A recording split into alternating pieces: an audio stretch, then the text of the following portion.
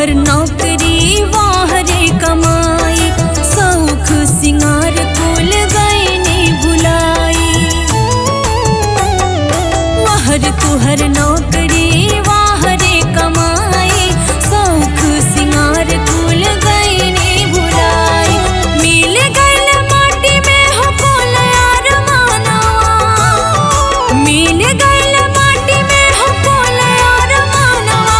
तीज त्योहार कुल तीत भइल, तोहरे 2-4 सौ के नौकरी के खातिर लाख के सवाना।